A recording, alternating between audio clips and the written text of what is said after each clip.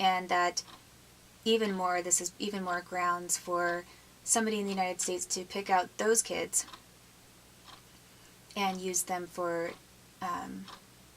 and not feel bad and have less empathy for the family when they take those kids away and use them for government research and torture. And also, some of the poorer families who might be homeschooling tend to have parents that are smart in some way, because most parents will not take on a huge task of homeschooling their kids unless they're already a self-motivated type of individual that is educating themselves and their kids in some way, and typically above average IQ. So when anyone from the government sees, oh, poor family that's homeschooling their kids, they kind of I think that they hone in on that, because they recognize that this is poor family, so it's easy bait. And yet there is a safe conclusion to be made that possibly the parents are above average IQ, and if they want smart kids in there, or intellectually gifted kids in their research programs, right there is a good source, to draw from. And it doesn't matter. I mean, they'll take smart kids or kids that are not as smart, and they'll use them for research, but they might use them for different things and different forms of research. And the United States probably needs, they do all kinds of horrible things to kids. I mean, regardless of whether they're smart or not, all of these kids are suffering in the same way. Not to say that there are different levels of suffering and trauma that can be inflicted upon a child, but they're all being targeted, whether they are smart or not smart. But the United States does look at certain things and thinks ahead. So I would really encourage somebody, I'm going on this tangent to talk about CPS because it's important, and I would encourage anyone and everyone to not take my word for it and to do research yourself, look online for yourself, see when the date is that Child Protective Services was organized, and then look at the date at when research programs were being used against children. Some of the first declassified documents prove that that is about the approximate time that was being done. I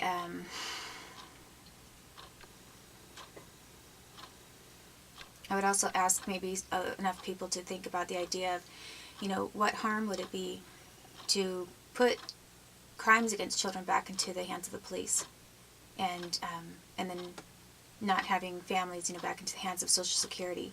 I think that if you look at how much money CPS gets in general, that and our budget, and ways that we could effectively manage the budget and get rid of programs that are not doing good but are harmful, I think that would be the first one to go. If I were president, that's the first one that I would pick out. It sounds on if you just say, I think CPS, Child Protective Services, should be the first department to lose its money. That sounds really weird, because most people think, well, Child Protective Services, as I thought that they protect children. So it sounds like you're taking money away from kids, but actually, because that organization is so corrupt and because they harm kids, and because it's been a complete failure, and basically the only people who think that it's a success are those who got to adopt kids when they didn't want to pay a lot of money to go to another country to buy a child. I think that it would be one of the best things for this country, for strengthening the family bond and the right to, the irrevocable right to family, to the rights of biological parent and child to be together. So, all of that said, when I was talking to CPS about visiting my son, they were already engaged in breaking the bond because they already had determined that they wanted my son. So there was never a time that they ever followed any of these hypothetical, illusory ideas of, protecting and preserving the parental-child bond. What they did from the very start was try to find every possible way to break it. And their first attempt to do that was to have my son suffer and be traumatized for an entire month, about a month and a half, complete separation, like I had died, at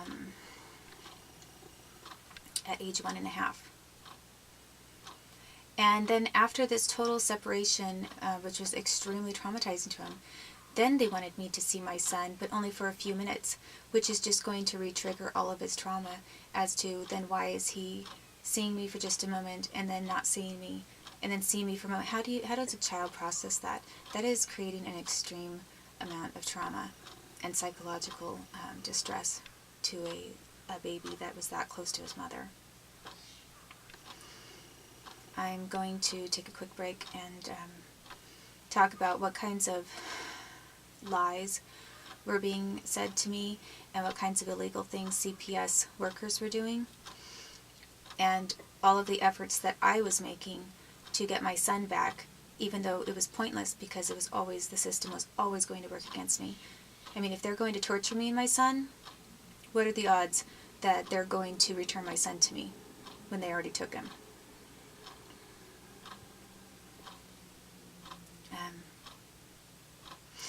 This country is committing horrible crimes against children, and not just my son.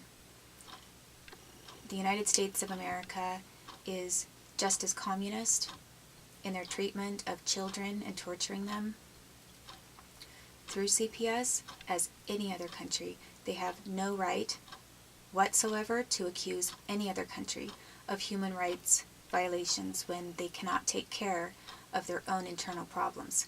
When they take care of their own business, then maybe they can be a leader and advise other countries as to what might be the best for that country and for the entire world, and peace in general. So far, we just have a more sophisticated system with more sophisticated departments and a lot more money to cover up for the crimes.